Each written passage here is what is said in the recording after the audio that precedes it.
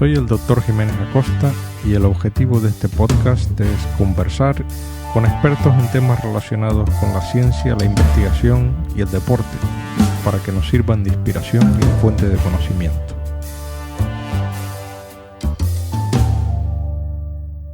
Bienvenidos a un nuevo episodio de Aprendiendo del Experto. En esta ocasión vamos a hablar sobre las mitocondrias con un investigador español que tiene un reconocido prestigio internacional en esta área. Se llama José Antonio Enríquez.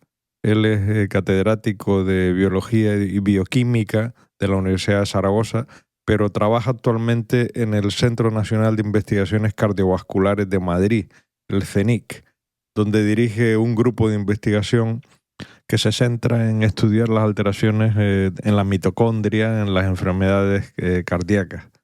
A continuación les dejo con mi conversación con José Antonio Enríquez.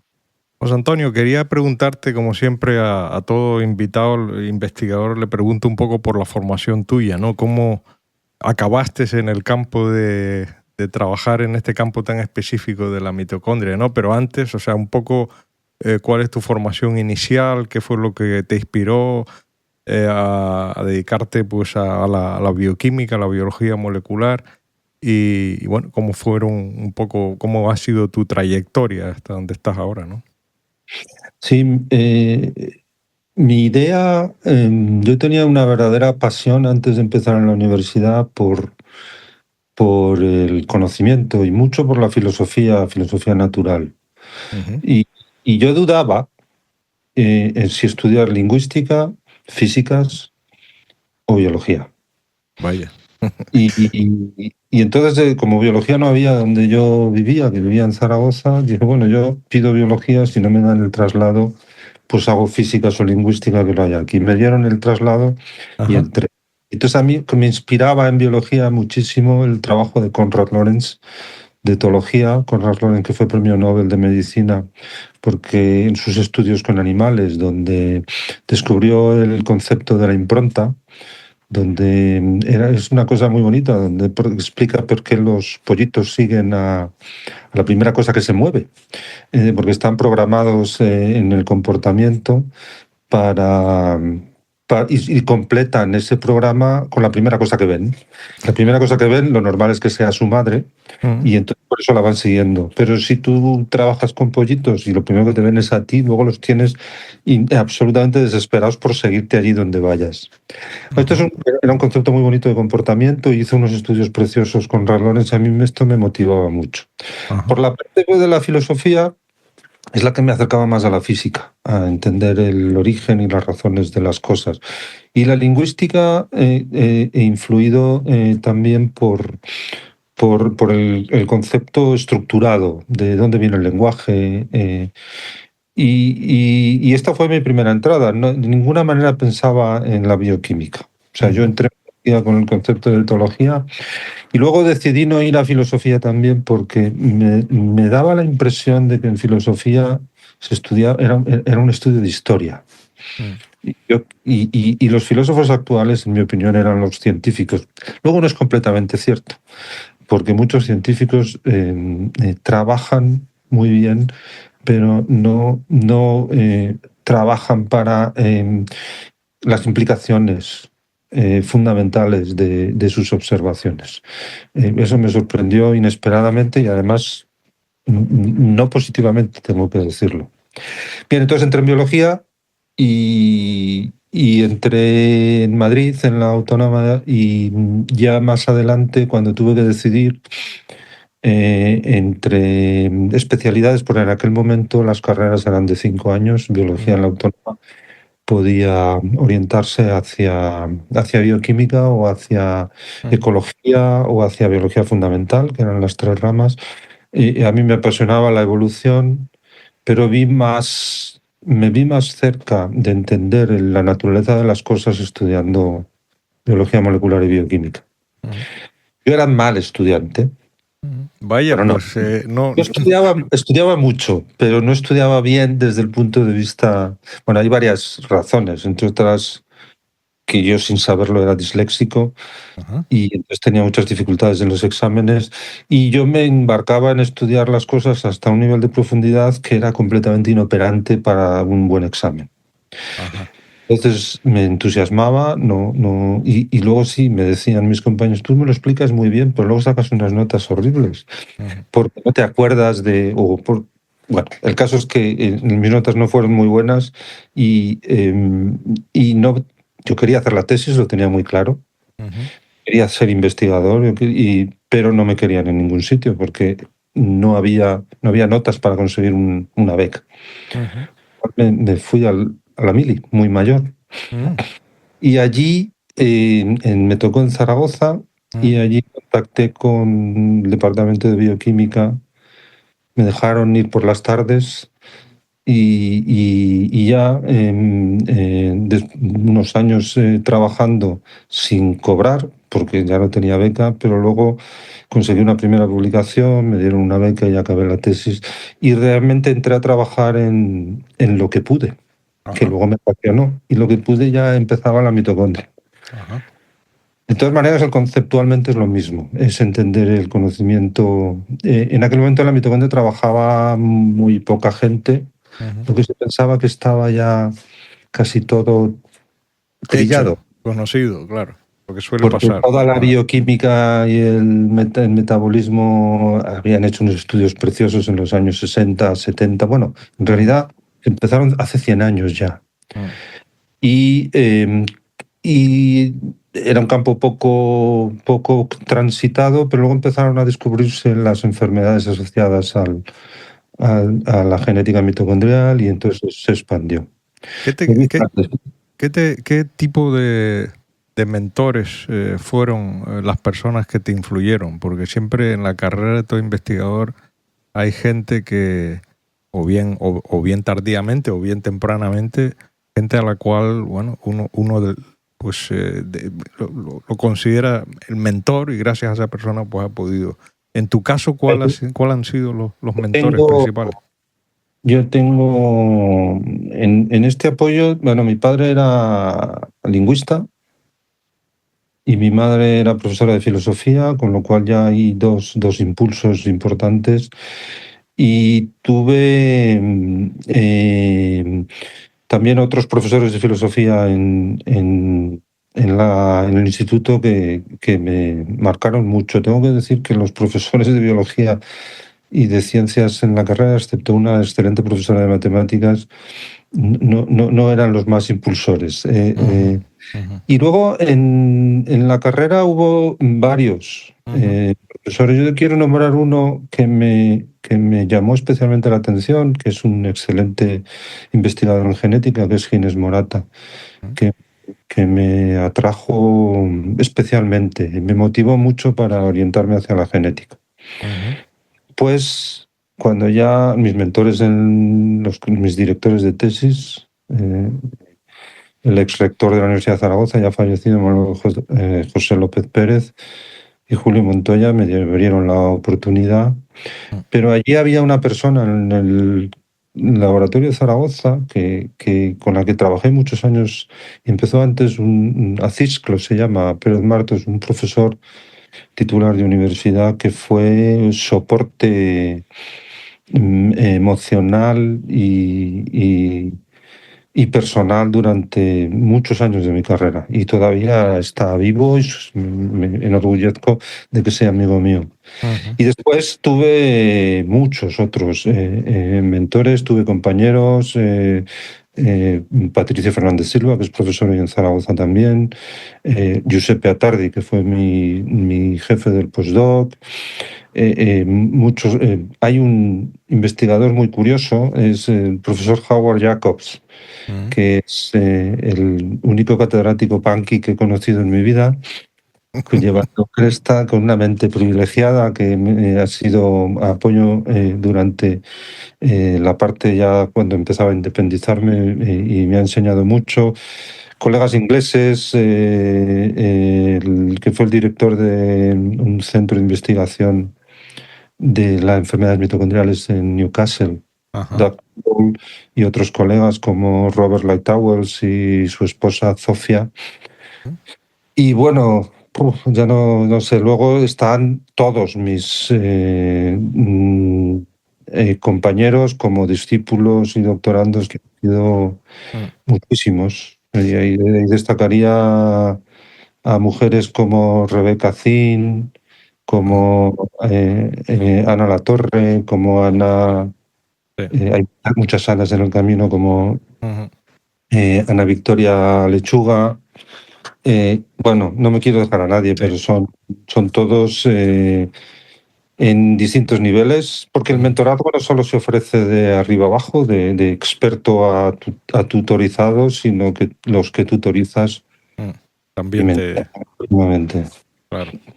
Pues la verdad es que has tenido un montón de gente que te ha influido. Es una suerte. Y luego en el campo de la formación en el extranjero, ¿cuántos años estuviste fuera? Al extranjero, yo marché en el al final del 92, principios del 93, a Pasadena, al lado de Los Ángeles, en el Instituto de Tecnología de California, Caltech. Profesor Josep Beatardia. Yo estuve 3 años y 9 meses, hasta el 97 que volví. Pero luego he hecho otras 2 salidas muy interesantes, ya con hijos, llevándonos a toda la familia. Estuvimos en Cambridge, en Inglaterra, Sí. en el centro que dirigía el profesor John Walker, que es el premio Nobel de medicina en el año 95-96, ahora no recuerdo muy bien, y allí trabajando codo con codo con un gran amigo, también el profesor Ian Holt. Estuvimos cerca de un año con un bebé de 1 añito y una niña de 6 o 7. Y después hicimos otra estancia en Boston, en la Universidad de Boston, en el laboratorio de otro gran amigo, el profesor Orion Sirihai. Y esto ya fue más reciente, con 16 años mi hija y con 8 años mi hijo. Y ese fue un año entero, fue fantástico también. Ya creo, además, que todas esas estancias son extraordinariamente enriquecedoras desde el punto de vista de potenciar el trabajo científico. Quería, si te parece, entrar un poco en el tema central, ¿no? Que es la mitocondria, que es tu área de, digamos, de expertise o tu área de trabajo fundamental, ¿no?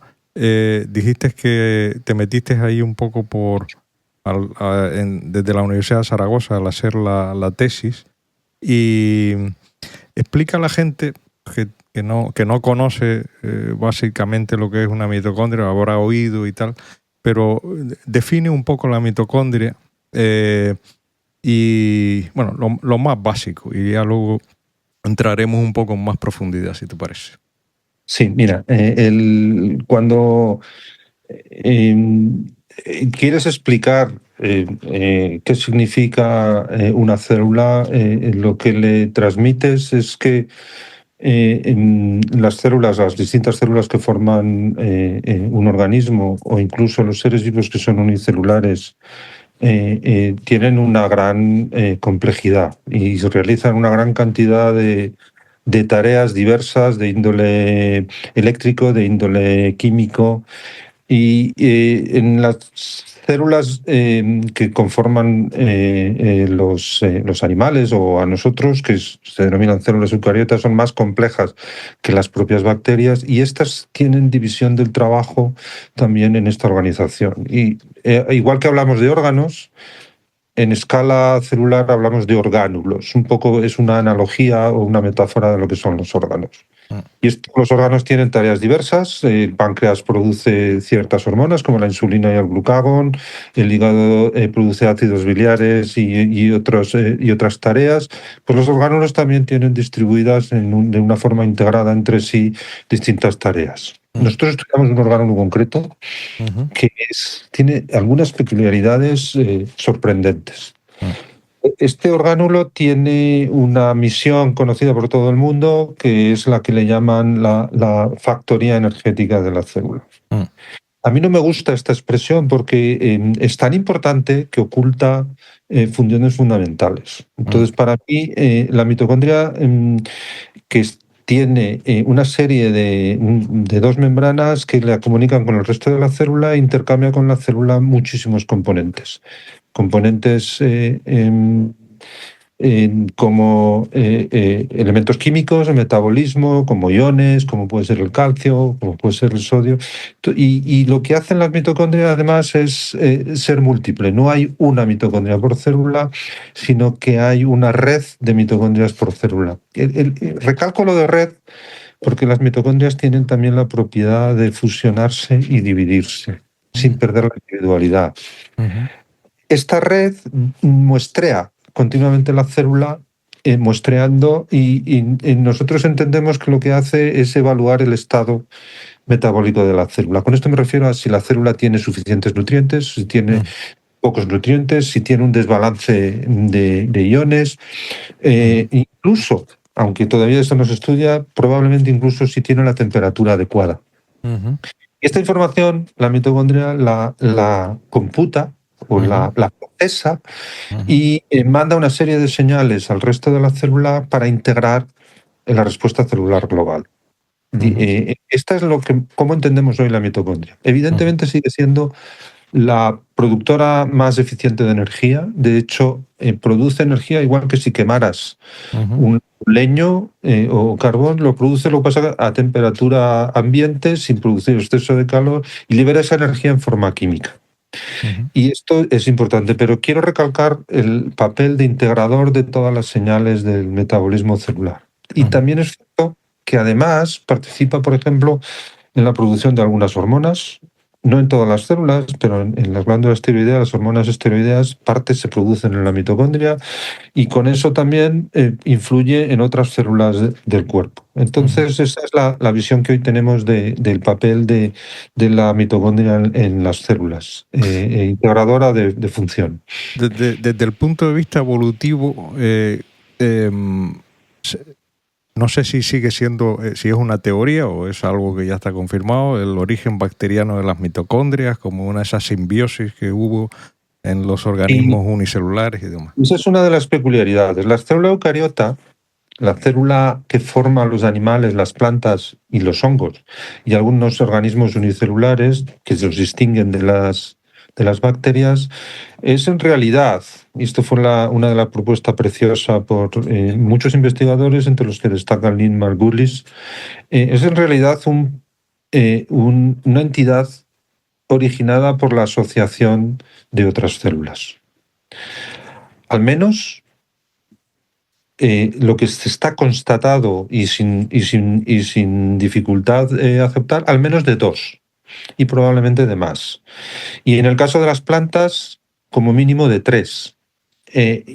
¿Cuál es la evidencia de esto? Es que se puede trazar la secuencia del ADN de nuestras células y se puede identificar algunas similitudes con bacterias ancestrales o con otras. Pero las mitocondrias son muy peculiares porque esta integración ha hecho perder de manera sistemática el ADN propio de las células originales e integrarlas en el núcleo. Pero la mitocondria, al igual que el cloroplasto en plantas también, las plantas también tienen mitocondrias, mantiene un residuo, un DNA residual que es residual en tanto en cuanto representa una porción muy pequeña de lo que fue su original ADN, pero no es residual en cuanto a la función. Tiene una función extraordinaria y fundamental. Desde el punto de vista de contenido, de número de genes, en seres humanos el ADN de la mitocondria codifica solo 27 genes, 13 proteínas, 22 RNAs de transferencia y 2 RNAs ribosómicos. Es decir, 22 RNAs de transferencia y 2 RNAs ribosómicos constituyen parte de la maquinaria necesaria para que se hagan las 13 proteínas codificadas en los otros genes del ADN mitocondrial, porque se hacen dentro, no se hacen fuera y se importan. Ahora bien, la mitocondria tiene al menos 1500 proteínas. Y todas las que no son esas 13 se tienen que hacer fuera en los ribosomas del citoplasma e importarse. Entonces, este residuo de ADN en la mitocondria confirma su origen también procariota independiente. Entonces, no es una teoría, es una realidad. Lo que pasa es que esto no nos debe llevar, aunque incluso hay disputa entre los científicos, a pensar que la mitocondria es un elemento que está hospedado dentro de nuestras células. No existirían células eucariotas sin mitocondrias, es decir, es constituyente fundamental. Ahí te puedo hacer un recuerdo un poco chistoso de la película La Guerra de las Galaxias. Recuerda que habla de la fuerza la tienen los miridichlorianos, o no sé cómo los llamaban. Esto es una analogía de las mitocondrias que los propios directores o guionistas de la película la hicieron. Por eso dicen que está en todas tus células la fuerza, porque la mitocondria es la que producía la energía. En este sentido, no es una bacteria, es parte constituyente de nuestras células y parte natural de nuestras células. Entonces, la mitocondria, o sea, la producción de mitocondrias, ¿la produce el propio DNA mitocondrial o es el ADN también de la nuclear? Exacto. Mira, de las 1500 proteínas que se forman, solo 13 proteínas se hacen en la mitocondria y solo 13 están codificadas en el DNA mitocondrial. El resto están codificadas en el núcleo, se importan de manera controlada y se ensamblan. Además, es muy curioso porque las 13 proteínas codificadas en el DNA mitocondrial no trabajan solas. En realidad, 7 de ellas se tienen que ensamblar con otras 37 que vienen de la mitocondria para formar una máquina molecular que se llama complejo 1. Es una gran maquinaria muy grande que está ensamblada en la membrana de la mitocondria, en la membrana interna, y que tienen que venir todas las proteínas del núcleo y las 7 de la mitocondria para que funcione. Después hay otra proteína que tiene que trabajar con otras 13 del núcleo para formar el complejo 3 y otras 3 de la mitocondria que trabajan hasta formar un total de 14 con las que vienen del núcleo para formar lo que llamamos el otro complejo. Es decir, estas proteínas per se no son capaces de hacer nada si no se asocian con sus compañeras enviadas y ensambladas en la mitocondria pero venidas del exterior. La pregunta es, si todas las has hecho fuera, ¿por qué te has dejado estas 13? ¿Por qué te has dejado 13? Claro. Y la respuesta es doble. Lo que se plantean, y probablemente las dos teorías tienen razón. Una es que están tan embebidas en la membrana, y esto implica que repelan el agua, que sean muy hidrofóbicas, y la mitocondria tiene 2 membranas. Hacerlas pasar a través de las 2 membranas es físicamente casi imposible. Y esta es una de las razones por las que han tenido que perdurar.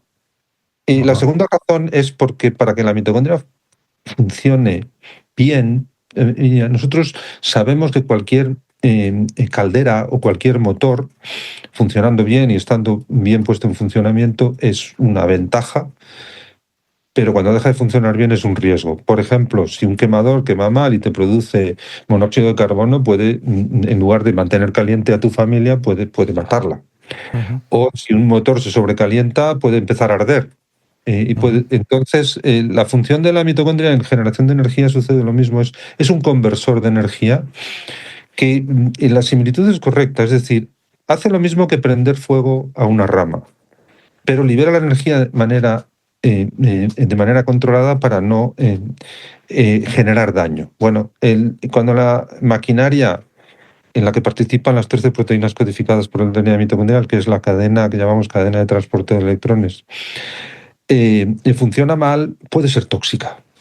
Y de hecho lo es. Entonces, una de las siguientes teorías es, bueno, como necesitamos muchas de esas maquinarias distribuidas por toda la célula, lo mejor será que tengamos su ensamblaje y su síntesis muy controlada para, si funciona mal, poderla parar. Esta es la segunda teoría, que la manera de regular la cantidad y la eficiencia de esta maquinaria es mejor si mantenemos algunos genes en la mitocondria. Los dos postulados tienen sus argumentos a favor y en contra, y mi ecléctica opinión es que los dos tienen razón en parte. Desde el punto de vista evolutivo, la mitocondria digamos, la función de la cadena respiratoria esta que has comentado, del intercambio de electrones en membrana, se produce exactamente igual en los organismos más primarios que en el humano.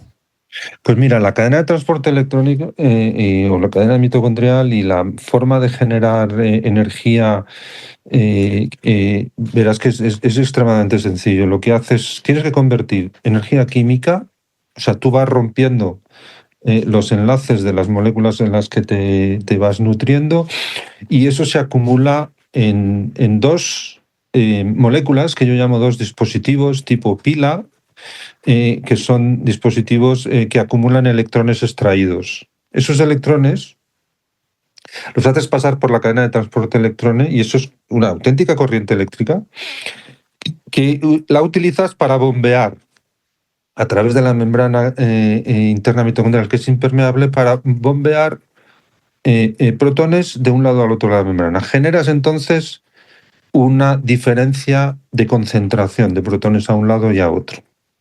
Lo que existe al final es una turbina, que es la ATPasa mitocondrial, que al pasar gira físicamente esa molécula en forma de turbina, y ese giro junta dos moléculas, una se llama ADP y otra que es un fósforo, las junta de tal manera que las enlaza genera un enlace de alta energía.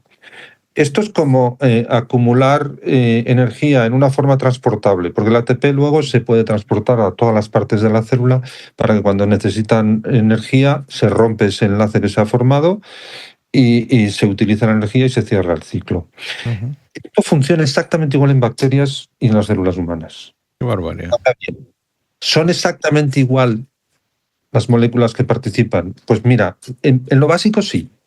De hecho, tú puedes trazar en el complejo 1 de la cadena de transporte. El primer humano tiene, te he dicho, 44 proteínas.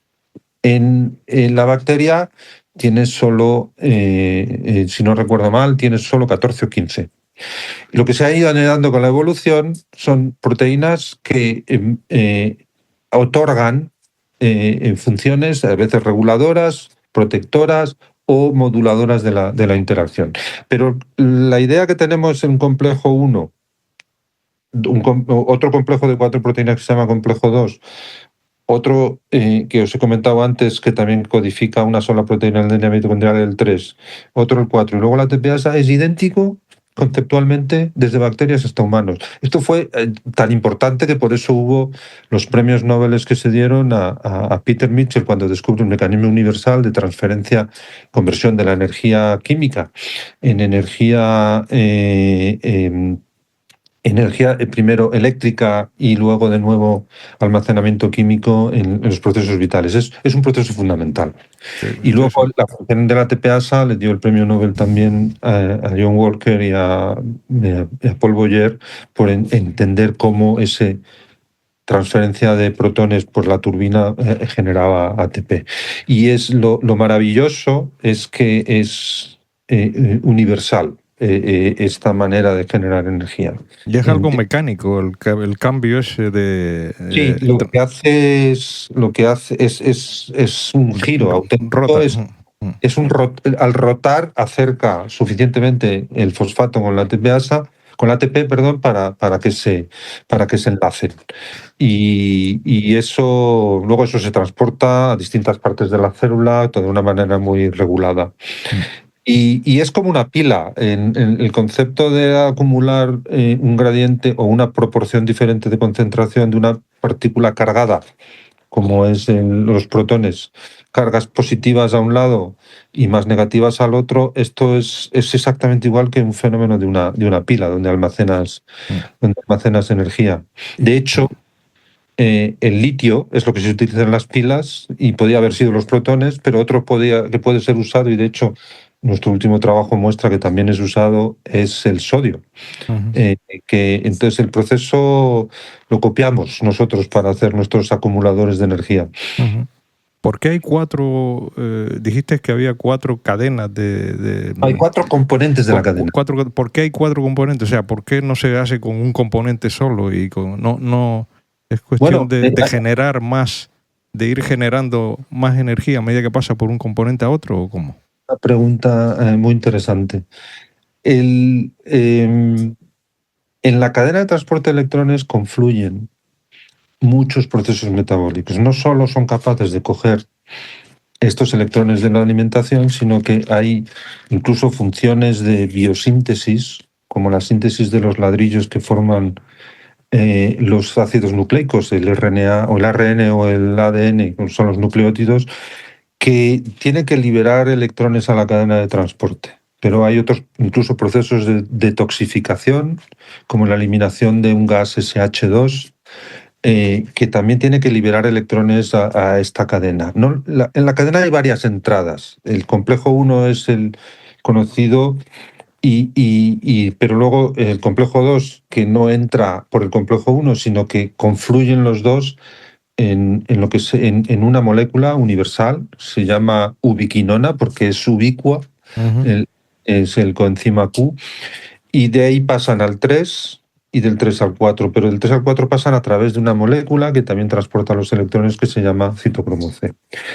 Entonces, en realidad hay 10 o 12 actividades que liberan electrones a esta ubiquinona. Entonces, la necesidad de tener un receptor, que es la ubiquinona, y luego que vaya hasta el complejo 3, sucede porque el salto de electrones, si sucede entre lo que se llama la electronegatividad, si sucede el salto de electrones entre moléculas, la que lo recibe, hay un salto de energía muy alto, se liberará muchísima energía y entonces esto generará mucho calor. Entonces hace saltos de electrones que liberen porciones pequeñas de energía para hacer las tareas. Mira, el complejo 1 bombea protones, los otros enzimas que dan electrones al coenzima Q, no. Esto plantea un problema muy curioso, y es que como todo converge en el coenzima Q, y si quiero obtener todos los procesos funcionando a la vez, ¿quién predomina? ¿Vale? Entonces hay muchas células eucariotas y muchas plantas que... la pregunta la que te hago es, por ejemplo, si yo tengo suficiente energía en forma de ATP y no quiero hacer más y paro la cadena, ya no puedo hacer bloques de nucleótidos para hacer ARN o hacer ADN. Y entonces tengo un problema para crecer o para dividirme o para... Entonces las plantas y hongos y también algunos animales tienen trucos, y entonces, por ejemplo, hay una molécula que se llama oxidasa alternativa, que es capaz de recoger los electrones del coenzima Q y pasarlos al oxígeno, que es al final lo que hacen el 3, el citocromo C y el 4 juntos. Y esto lo hace sin bombear protones. Y de esta manera desacopla la necesidad de convertir esta energía en ATP, de mantener el flujo de... Pero esto lo que hace es liberar mucho calor. Y esto es el truco que utilizan, por ejemplo, plantas para calentar aromas, para atraer insectos. O lo utilizan... y de hecho nosotros hemos expresado esta proteína de hongos en células humanas y funciona, y libera calor. La cuestión es que desequilibras. En vertebrados estos sistemas han desaparecido y utilizan otras estrategias para evitar los conflictos. O utilizas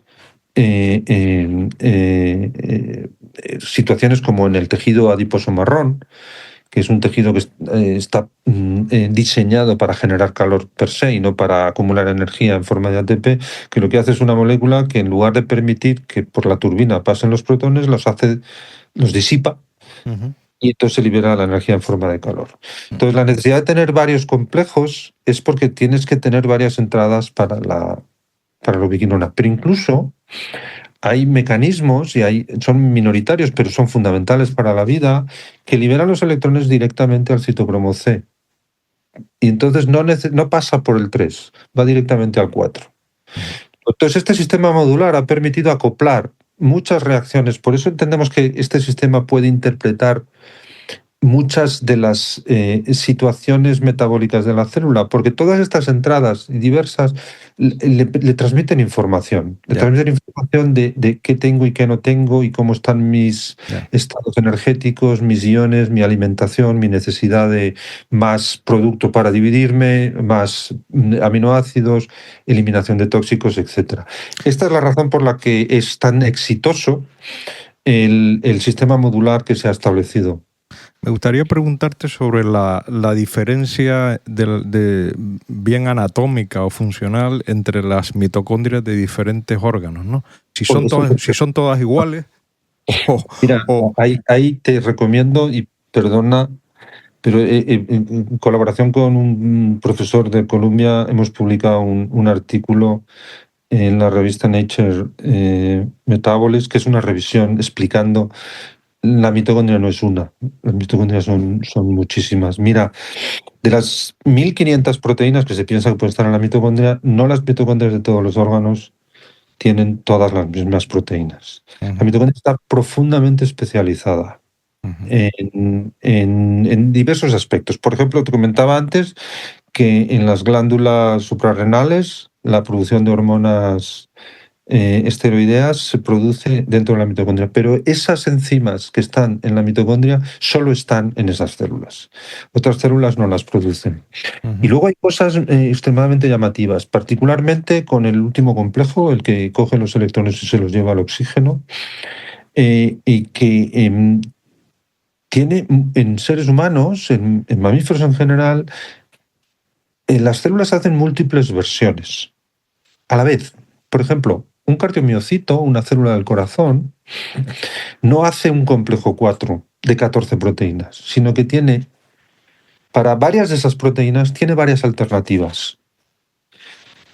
Con ello, el complejo 4 lo puede mantener aislado y separado para recibir los electrones del citocromo C, que está libre, lo asocia físicamente con el complejo 3 para hacer más eficiente ese traslado de electrones, o forma dímeros o incluso multímeros para hacer mucho más eficiente el consumo de oxígeno y cuando la célula del cardiomiocito, que no puede parar de trabajar nunca, necesita energía. Entonces, en este caso, el cardiomiocito hace más variedad de complejo 4 simultáneamente que una célula de hígado, que hace menos. Aunque también hace más de un tipo de complejo 4, hace menos. Y el otro tejido que hace también mucha variedad es otra vez el tejido adiposo marrón, pero el tejido adiposo blanco no hace esta variedad.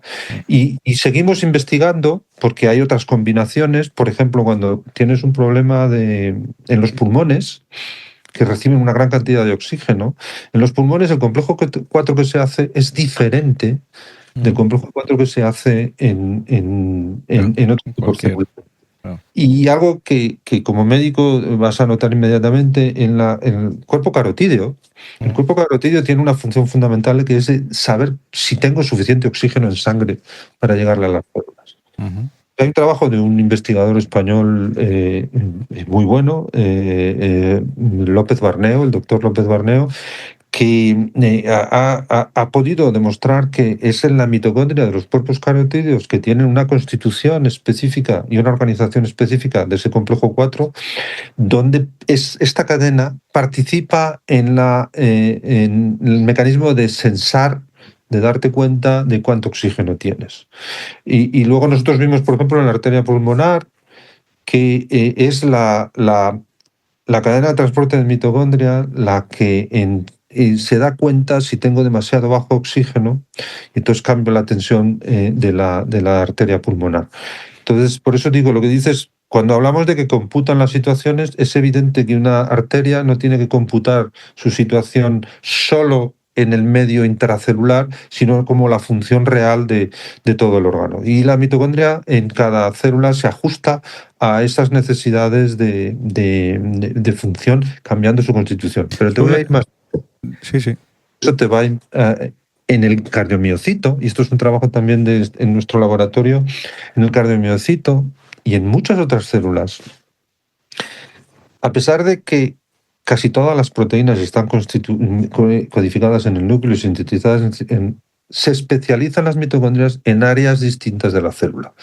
En el cardiomiocito tenemos al menos 3 tipos de mitocondrias, los que llamamos las mitocondrias que están entre las fibras que se contraen, llamamos intermiofibrilares, las mitocondrias que llamamos subsarcolemales, las que están enfrente de la membrana y las primeras que reciben las señales de fuera en el cardiomiocito y por tanto también reciben los alimentos, y luego las que están en torno al núcleo. Bueno, pues la composición proteica de los 3 tipos de mitocondrias es distinta y la función es también diferente. Por ejemplo, normalmente el lactato, que es un producto de la fermentación láctica cuando no consumes oxígeno, se había considerado que simplemente era un producto de fermentación así, cuando la mitocondria no era capaz de comerse el piruvato. Bueno, pues el lactato es un sustrato fundamental para la mitocondria en las neuronas, y el lactato lo produce los astrocitos. Y eso creo que lo habrás podido comentar con Juan Pedro, sí.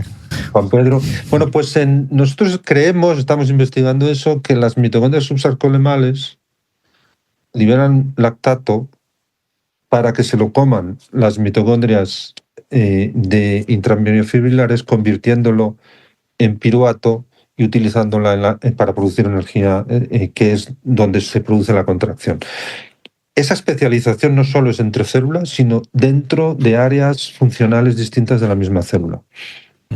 Interesante. Hay algo que les puede interesar a la gente, que es el tema del envejecimiento, ¿no? Realmente es, como se dice, que el envejecimiento, bueno, produce un deterioro de la función mitocondrial, o es el deterioro de la función mitocondrial lo que provoca un envejecimiento celular. ¿Cuál es? Durante, yo creo que cerca de 70, 80 años, ha habido distintas posiciones diciendo que el metabolismo produce especies tóxicas, no solo el metabolismo de la mitocondria, sino el consumo de glucosa, la glucólisis también produce especies tóxicas, y estas van dañando nuestro organismo, y esto es lo que acaba generando el deterioro. Después, cuando se descubre el DNA mitocondrial, las enfermedades mitocondriales, puesto que la producción de especies reactivas de oxígeno en la mitocondria es muy elevada, y dice, bueno, pues esto es el daño que se produce en la genética mitocondrial. Entonces hubo dos trabajos, de hecho, publicados con un año de diferencia, uno en un grupo sueco y otro en un grupo americano, en las cuales hicieron un experimento muy curioso. Lo que hacían es dividir el DNA de la mitocondria, tiene su propia maquinaria enzimática, sus propias dentro de la mitocondria. Y hay una DNA polimerasa que esta enzima tiene la función de leer la cadena que quiere copiar y copiarla con fidelidad. Y tiene un mecanismo que se llama de prueba del error, que luego repasa lo que ha hecho y si se ha equivocado lo corrige. Bueno, lo que hicieron en estos dos grupos fue eliminar el mecanismo de prueba de corrección, con lo cual iba haciendo su síntesis y mete muchos errores. En los dos grupos observaron que este animal, los ratones tienen una vida de hasta 3 años, que en lugar de vivía la mitad, sustancialmente. Y esto se consideró como una evidencia fundamental de que el daño en el DNA mitocondrial provocaba el envejecimiento. Pero yo quiero ser un poco más, ya sabes, mi posición filosófica y mi pregunta es, claro, si yo me decido que le doy un martillazo a cada ratón a los 3 meses de vida, lo mato y le acorto la vida a los ratones. Pero esto no quiere decir que el envejecimiento natural sea el martillazo tenga nada que ver con él. Entonces, si yo he dañado un mecanismo fundamental, Claro.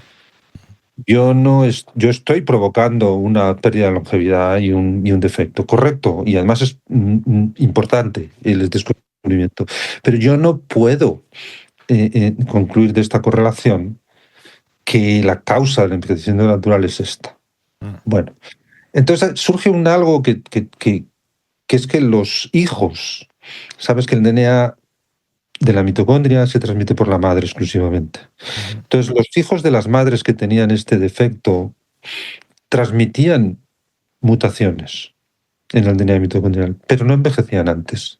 Solo envejecían antes los que, además de transmitir las mutaciones, transmitían el defecto en la posterior replicación a lo largo de su vida. Y esto ya nos decía, bueno, no son solo las mutaciones, necesitas más cosas. Bueno, nosotros estamos investigando esto y nosotros creemos que lo que asemeja en este tipo de animales es cuando desorganizas la función en algunos órganos, empiezas a provocar problemas de manera sistemática que van en cascada. Envejece un organismo, no envejece una célula, aunque las células envejezcan también. Pero cuando hablamos de nosotros, es un organismo. Mira, te lo cuento muy rápido. Si yo tengo, estos animales tienen anemia. Tienen anemia, oxigenan mal. Y si oxigenas mal, todas las células de todos los tejidos sufren. Entonces, una de las cosas que les pasa a estos animales es que cuando tienen anemia, generan hipertrofia cardíaca. Desde siempre se interpretó que esa hipertrofia cardíaca era porque le fallaban las mitocondrias. No, esa hipertrofia cardíaca es porque tienen anemia, porque si curas la anemia, ya no tienen hipertrofia cardíaca. Claro, si tengo hipertrofia cardíaca y sigo teniendo anemia y no lo restauro, entonces aquí acaba fallando el corazón, porque la hipertrofia llega a un punto en que no es funcional y que entonces estoy generando paredes demasiado gruesas y pérdida de función. Y esto va en cascada. Si yo no oxigeno, si yo no alimento, si mi corazón no funciona, entonces envejece el organismo. Este es nuestro planteamiento.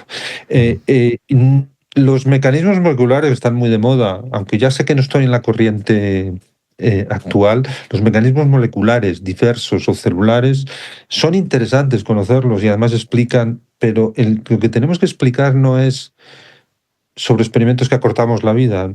Entenderemos el envejecimiento cuando alarguemos la vida al doble.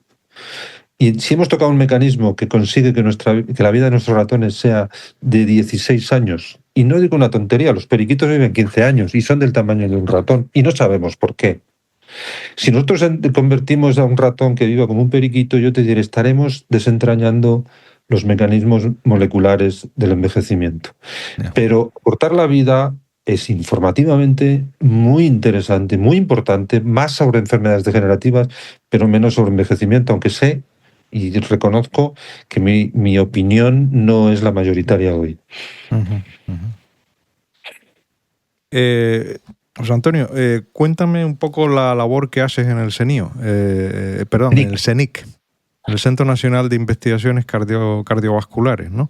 ¿Qué líneas de investigación fundamental llevas allí y qué relación tiene, aunque ya lo has comentado un poco de forma superficial, la mitocondria, qué importancia tiene la mitocondria en el corazón? Pero me interesa más tu opinión personal sobre las líneas de investigación que llevas, ¿no? Mira, el trabajo en ciencia sobre la mitocondria es completamente transversal. Todos excepto los eritrocitos, en su etapa final, pero no se podrían hacer eritrocitos si no hubiera mitocondria, tienen mitocondrias. Es decir, cuando desgraciadamente hay un grupo de enfermedades que afectan a la función mitocondrial y al ADN mitocondrial que no tenemos modo de curarlas todavía y que representan un grupo no menor de enfermos. Aunque cada una de las enfermedades tiene pequeña población, todas juntas tienen mucha. Entonces, una de las cuestiones que aparecen en los enfermos de enfermedades mitocondriales es que tienen daños multiorgánicos, pero los daños más aparentes o por los primeros que suelen acudir al médico es por los problemas neurológicos, sobre todo si son niños. La mayoría de ellos se mueren de problemas cardíacos. Claro, si tienes un problema de desarrollo psíquico, de desarrollo físico, de desarrollo motor, sobre todo en un niño, hasta que encuentras el problema cardíaco, acuden menos a los cardiólogos porque tienen muchísimos problemas adicionales y muchos problemas metabólicos. Nosotros lo que queremos entender desde el punto de vista del organismo como un todo es molecularmente qué significa la función de la cadena transportadora dentro de las mitocondrias en la fisiología. Estamos intentando describir por qué son distintas las mitocondrias de distintos y cómo son distintas y cómo se hace. Y estamos intentando regularlo. La capacidad que hemos tenido durante muchos años de destruir un gen para entender su función, estamos pasando a una segunda fase. Nosotros lo que queremos es entender por qué tú y yo somos diferentes, estando los dos sanos. ¿Por qué una persona con el mismo entrenamiento que yo tiene unas capacidades físicas muy superiores o incluso sin entrenamiento alguien sube a 5.000 metros y no lo aguanta, hay que bajarlo porque tiene el mal de altura y otra persona, y eso está basado sustancialmente también en el procesamiento del oxígeno en la mitocondria. Nosotros siempre decimos, cuando se lo doy clase a veces en unos cursos de máster para cardiólogos, es la única razón o la primaria razón por la que tenemos un sistema cardiovascular, corazón, venas, pulmones y riñón, es porque las mitocondrias necesitan recibir oxígeno en todas y cada una de nuestras células. Y esto es un elemento sustancial. La diversidad de función mitocondrial dentro del cardiomiocito es enorme, pero hay muchísimas células en el entorno del corazón cuyas mitocondrias tienen funciones diversas a las del cardiomiocito que son también fundamentales para que el corazón funcione correctamente. Por ejemplo, los macrófagos. Nosotros vimos con otros compañeros del CENIC que el 40% del citoplasma de un cardiomiocito son mitocondrias. Vaya. Y tiene que estar bombeando continuamente. Y tiene dificultades para desplazar porque está muy saturado ese citoplasma de fibras y... Entonces, una de las cosas que descubrimos con sorpresa, pero que tiene sentido una vez que lo has visto, es que cuando quieres reciclar tus mitocondrias, tienes que hacer un esfuerzo enorme de una maquinaria que las lo digo en inglés, las envuelva y las degrade de manera controlada. Y eso ocupa espacio y necesita energía. ¿Qué hace el cardiomiocito? No hace eso. Hace una parte de esta función, pero el 60% de sus mitocondrias las recicla empaquetándolas, expulsándolas del cardiomiocito y que el macrófago, los macrófagos coayudantes de alrededor las degraden por él. Y esto ahorra una cantidad de esfuerzo y es una acción combinada de los macrófagos o de células ayudadoras dentro del corazón. Y de hecho, si quitas esos macrófagos, que lo pudimos hacer, el corazón en 15 días falla, tengo un fallo del corazón, porque las mitocondrias no se reciclan adecuadamente y fracasa en la contracción. Esto es una de las cosas, por ejemplo, que estamos estudiando. Y estamos también intentando ver si la constitución o las diferencias genéticas entre individuos pueden condicionar una mayor o una menor respuesta o capacidad adaptativa al ambiente cambiante. Estoy hablando de temperatura, estoy hablando de oxígeno.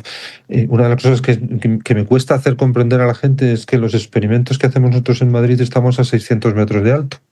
Y si los haces en Barcelona estás a nivel del mar.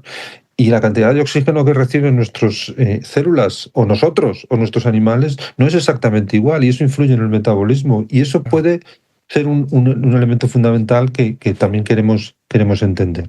Y trabajamos desde la química, desde la función enzimática en detalle, a la variabilidad genética, a modelos moleculares, aislando y viendo la estructura de las moléculas.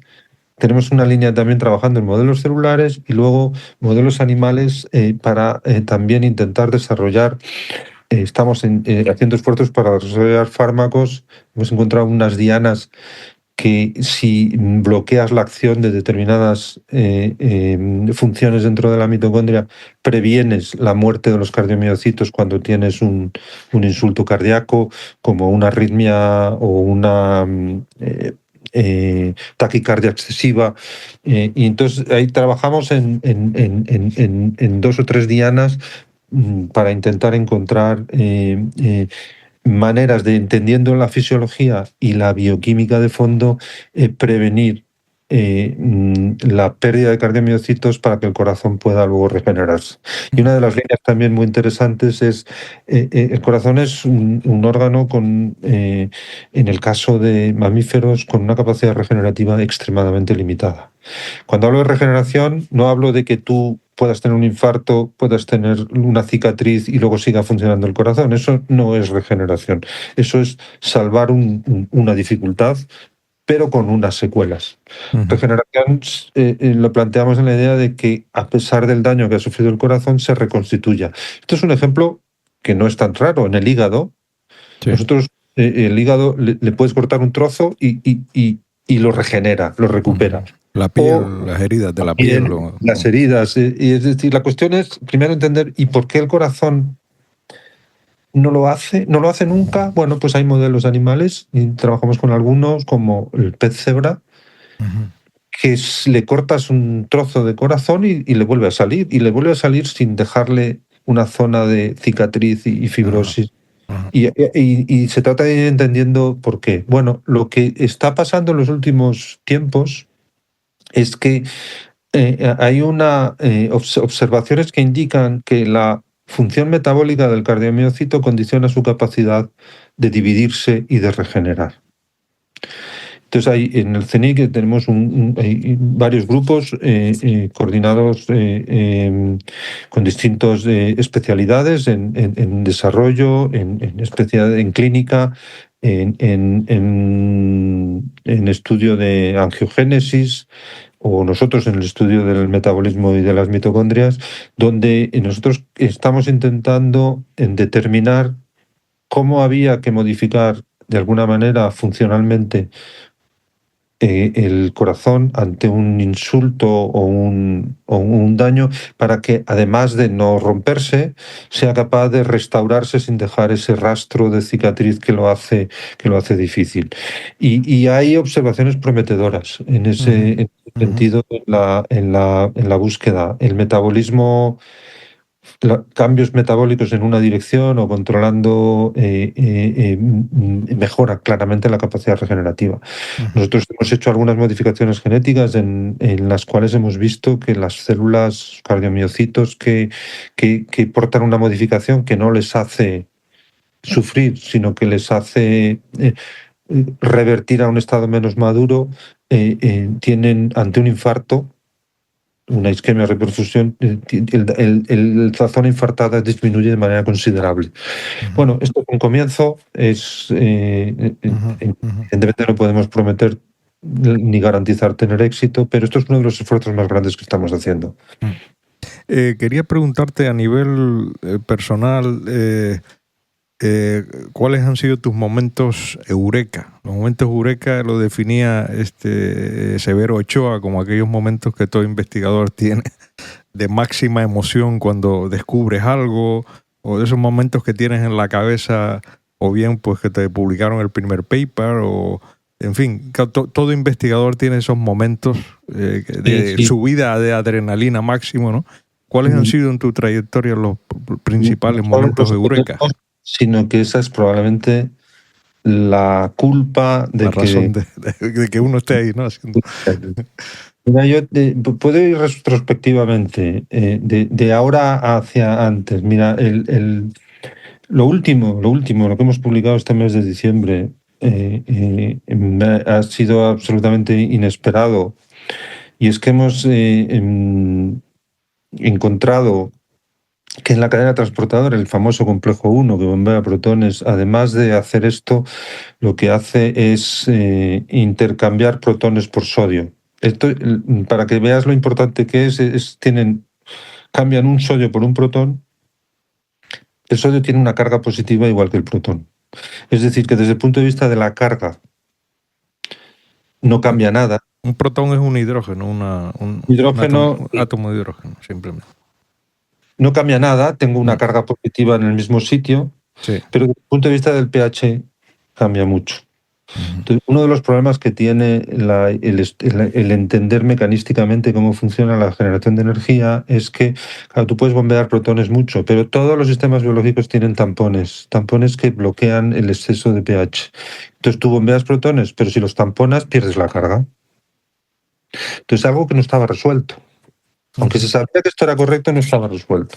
El sodio no se tampona. Si tú cambias un protón por un sodio, dejas la carga. Con lo cual, con menos diferencia de pH, mantienes la misma diferencia de carga, que es lo que es importante para mantener la diferencia de potencial. Y es lo que hace que los protones residuales quieran entrar a través de la TPAS. Claro, esto significa que la hipótesis famosa quimiosmótica de Mitchell, pues la hemos mejorado de alguna manera. Entonces, claro, es una cosa tan fundamental, porque esto también pasa en bacterias.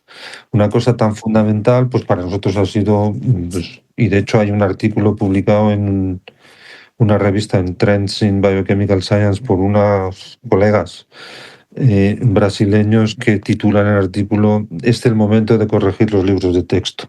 Vaya. Y entonces ese es un momento eureka. Pues sí.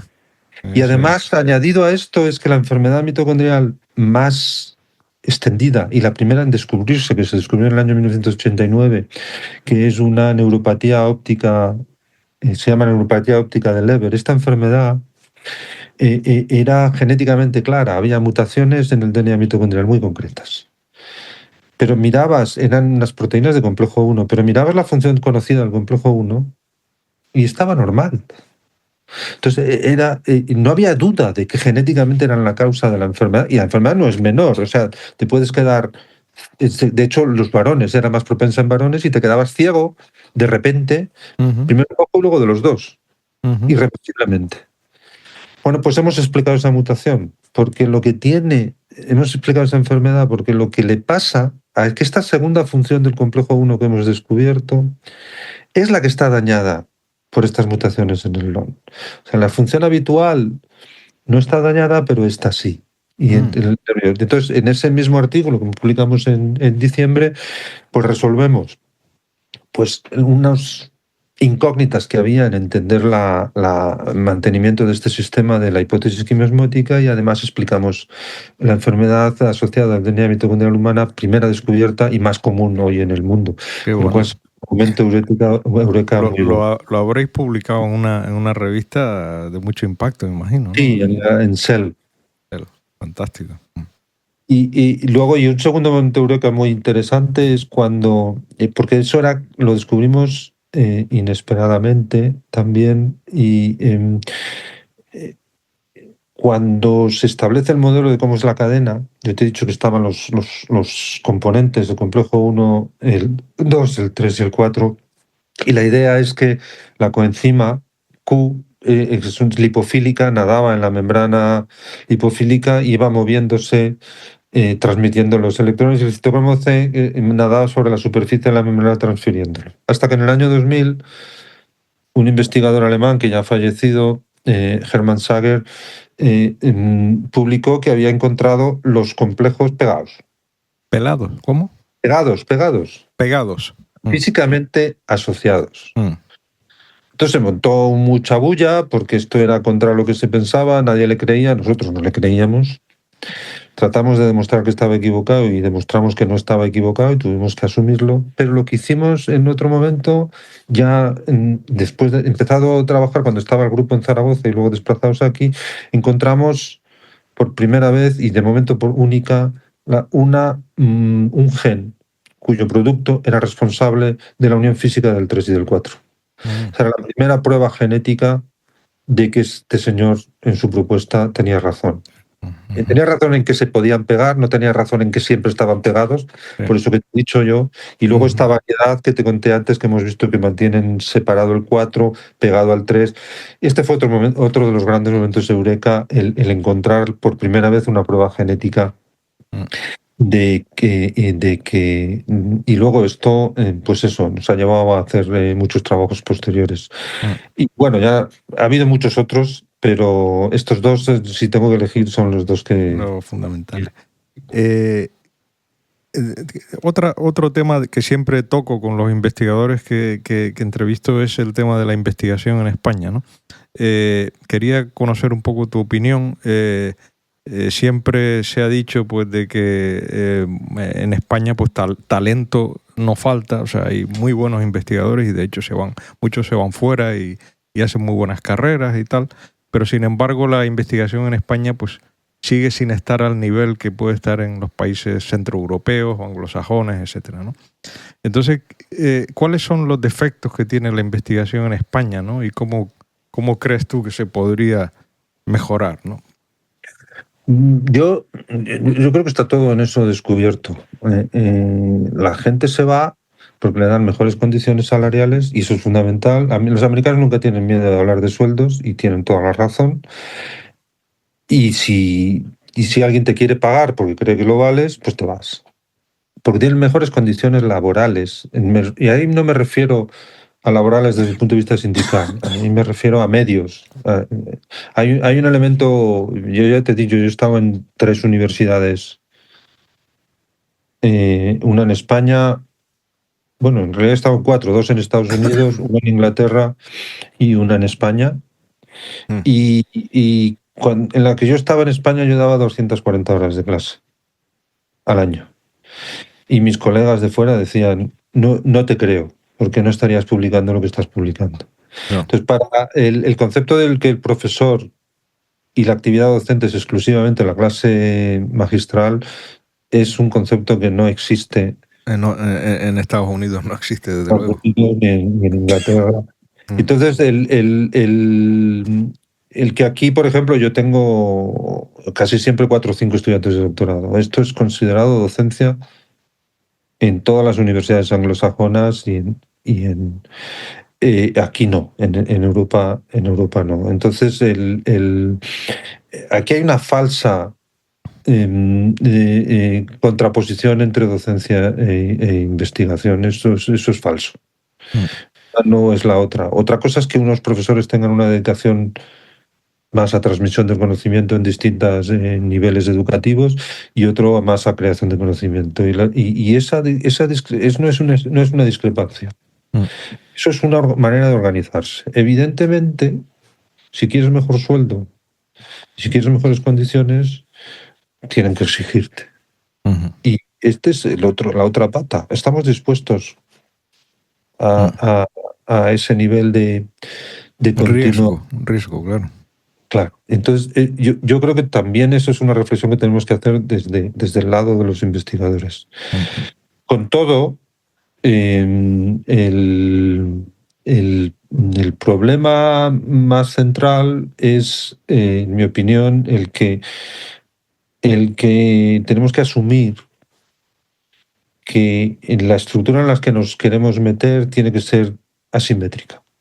De hecho, hay grandes universidades en Estados Unidos, pero hay universidades medias y hay universidades menores que siguen teniendo profesionales que siguen haciendo buena docencia y buena investigación, pero tienen esa discrepancia. Si nosotros pretendemos que todos nuestros centros sean igual de buenos, no serán buenos. Porque no hay medios para todo ello. Y tiene que haber una selección y unos incentivos para que determinados lugares haya una, pero eso tiene que estar distribuido por todo el país, no claro. Tener 3 o 4. Sí. Quiero decir, esta es una de las cuestiones que tenemos que asumir. No es negativo ni es discriminatorio que haya distintos niveles de exigencias y distintos niveles de condiciones. Y además no tienen que ser permanentes, quiero decir. Uno puede estar en un centro en unas condiciones y luego ser aprovechado por otros centros en un momento dado que su productividad o su está cambiando y no es un demérito. por ejemplo, la Universidad de Cambridge recoge investigadores que han sido fantásticos en el MRC en Inglaterra y pasan a la universidad, tienen contactos, enseñan muy bien, están muy bien preparados y dejan esos laboratorios más dotados para savia nueva o gente joven que venga. Yo creo que hay que ser prácticos en ese aspecto y eso es lo que creo que no está asumido o entendido en el contexto español. Y luego el dinero. La financiación, claro. Nosotros estamos compitiendo con aproximadamente de media un quinto, un sexto de la financiación económica que tiene cualquier grupo del mismo nivel europeo, ¿vale? Y financiado por su país. Claro, porque aquí podemos acceder a las financiaciones de alto nivel europeo, pero eso no es lo que financia la ciencia inglesa, la ciencia alemana, la ciencia francesa. En Inglaterra tú puedes tener un proyecto de 1 millón de libras. En España es imposible. Porque los proyectos de investigación que nuestro sistema de ciencia da, la media son 200.000 euros para 3 años. Y eso ya es un buen pellizco, ya. Sí, pero fíjate, en mi grupo yo que tengo casi 16 personas. Y hay que pagar salarios. Ya me dirás cómo pagas salarios con 200.000 euros cada 3 años. No, tienes que buscar financiación de otros. Yo tengo otra financiación, por eso puedo tener esta gente, pero sí. Y luego hay algo que no hacen nuestros centros. O sea, si tú quieres reclutar a alguien bueno, le tienes que dar espacio, le tienes que dar medio. Y darle una estabilidad a largo plazo. Porque... Lo que llaman un startup.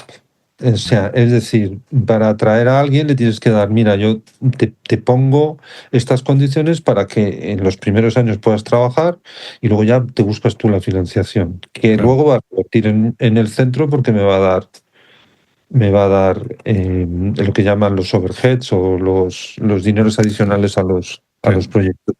Este concepto está muy, muy poco aprovechado en España de captación de talento, porque, claro, a un Ramón y Cajal que nos viene le dan 50.000 euros para 3 años, para 5 años, perdón. Claro, bueno, si tú te vas con lo mismo a Estados Unidos, te dan 1 millón de euros. Sí, no tiene sentido. Sí. 1 millón de dólares. O sea, esto es lo que nos tenemos que convencer que hay que hacer. Y además yo creo que hay dinero en el país para hacerlo. Pero bueno, yo estoy en mi laboratorio. Yo solo doy ideas. No, el otro día hablando con Íñigo Olalde, que es otro investigador del País Vasco, un chico joven que vino de Boston hace poco, decía que la burocracia era una cosa que le quemaba enormemente, que desgasta mucho al investigador.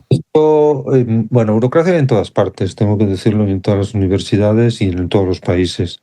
Lo que ha pasado aquí es, desde que Montoro organizó y consideró que todos los trabajadores públicos éramos presuntos delincuentes, porque eso es lo que ha hecho, lo siento, hay que llamarlo así. Entonces, el problema es que no puedes... O sea, comprar una grapadora y necesitar 3 presupuestos es simplemente tirar el dinero. Tirar el dinero porque pierdes el tiempo de un salario que no puedes. Otra cosa es que te digan, oye, ¿por qué te has comprado 450 grapadoras? Y que te cacen. ¿Vale? Pero el elemento o cosas que no acaban de entender. O sea, si a mí me dicen, yo quiero comprar un anticuerpo, y me dicen, no, es que esta casa lo vende más barato. Y dice, ya, pero no funciona. Y dice, ¿y tú qué sabes? Porque lo he probado, hombre. Y le dicen, no, ¿cómo va a vender algo que no funciona? Bueno, pues en ciencia se venden productos que no funcionan. Créeme, no es que a mí me interese más que esta compañía. Claro. Entonces, ese tipo de cosas, y tú tienes que hacer un informe diciendo que no compras el otro, y tienes que rellenar un informe, firmarlo, y además es en espera de... esto ha pasado desde Montoro, esto no era así de terrible antes. Luego la burocracia, bueno, y hay otra cosa que es más más sangrante. ¿Tú sabes desde cuándo no se corrigen los gastos permitidos de hotel o de viajes en España? No, ni idea, no. Desde el 2002. Tenemos las tarifas que se sí. aplicaron en el 2002 para gastos de hotel. Y mira, y te pasan cosas como yo llevaba un proyecto de una fundación americano-japonesa. Mira, el proyecto nos dieron $1.300.000.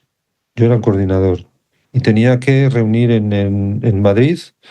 Éramos investigadores de Alemania, de Suiza y de Estados Unidos. Y yo los traía todos a Madrid y puesto que era una entidad pública la que lo gestionaba, en principio me tenía que atener a los costos de hotel que permitían. No existían hoteles en el área de Madrid, tenía que mandarlos a pueblos de alrededor y luego pagarles un taxi para venir. Y yo me negué. Y entonces lo que hicimos fue escribir a la entidad americana y decirle, ¿me permite usted pagar un hotel? Y me dice, no, hombre, nosotros consideramos que hasta 220 euros por noche, digo, 220 euros si los pongo, si me dejan pagar 60. Qué En Madrid barbaridad. me dejan pagar 60. Claro, dices, ¿por cómo puede estar veintitantos años sin adaptarse los gastos de hotel o los gastos de dietas? Esto es negligencia, lo siento. Y esto es negligencia, y esto sí que es muy claro que es del Ministerio de Economía.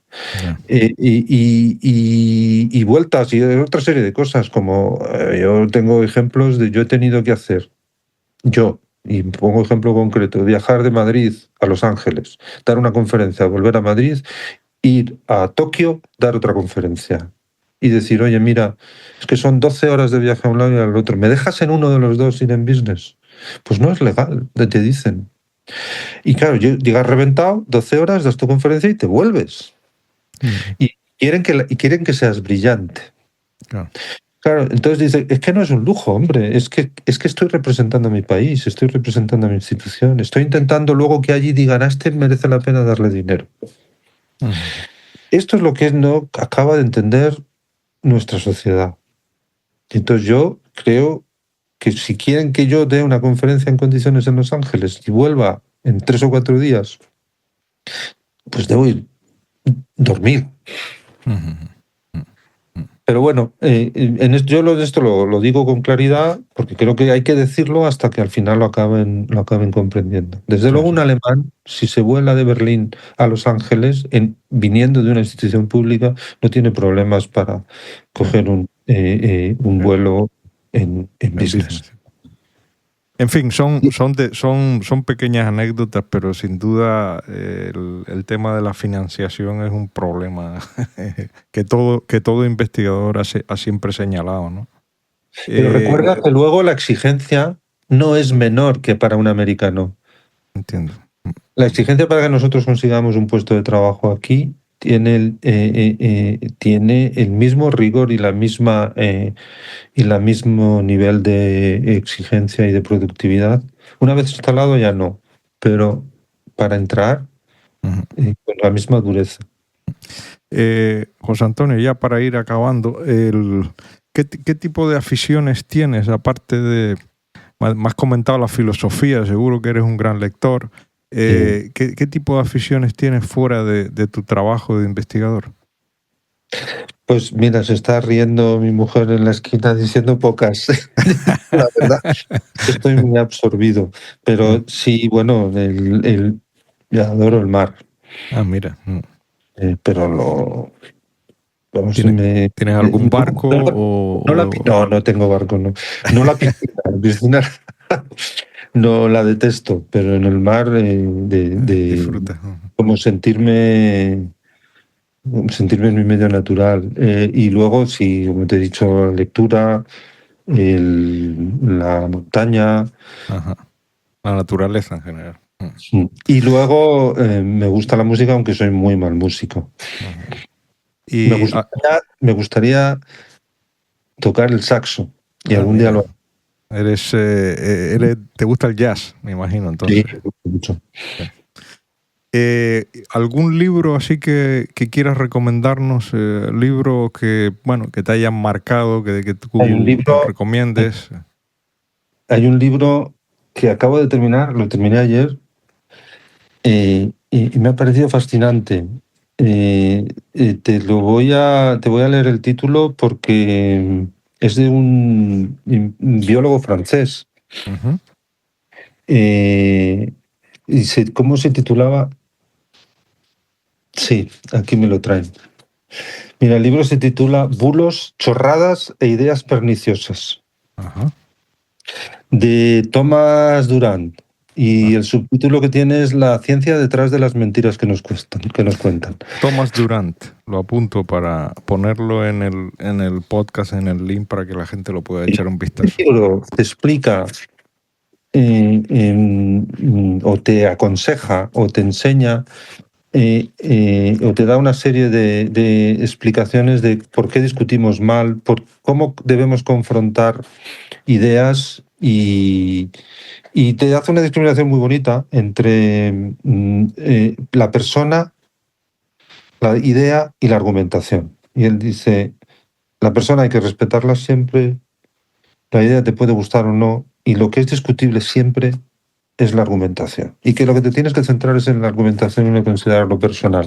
Y te da casos muy concretos, algunos muy sangrantes, como por ejemplo, porque este se escribió después del COVID, como por ejemplo un caso de un premio Nobel francés que se le fue en la cabeza volviéndose antivacunas y te pone casos concretos y explica y este libro me ha sorprendido porque lo encontré hojeando en una librería sin recomendación de nadie y me parece de esto se lo voy a recomendar a todos mis estudiantes porque además de muy muy fácil lectura.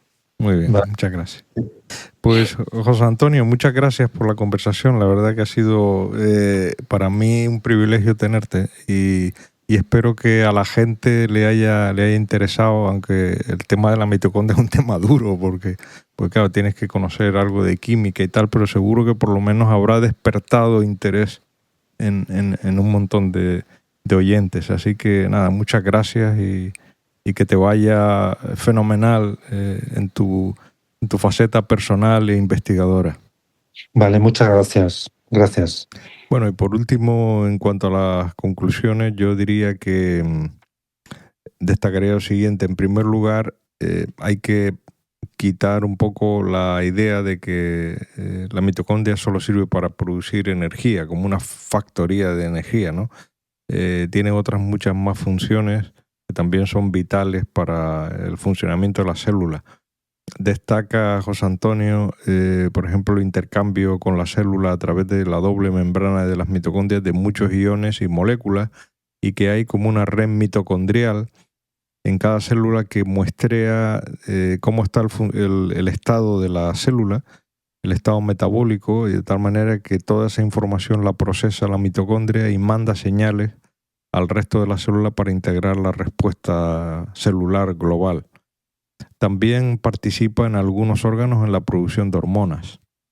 Por otro lado, hablamos también sobre el DNA mitocondrial, que consta en el humano de unos 27 genes y codifica por 13 proteínas. Sin embargo, hay que tener en cuenta que la mitocondria tiene unas 1500 proteínas, con lo cual la mayoría de estas proteínas están codificadas por el ADN nuclear y son transportadas luego a las mitocondrias. Y por último, bueno, como fábrica de energía, la mitocondria lo que hace es convertir los nutrientes en energía química, ¿no? Lo que se produce es que los enlaces de las moléculas que nos nutrimos se transforman, se rompen los enlaces y estos electrones se hacen pasar por una cadena de transporte que genera como una corriente eléctrica que bombea protones de un lado a otro de la membrana.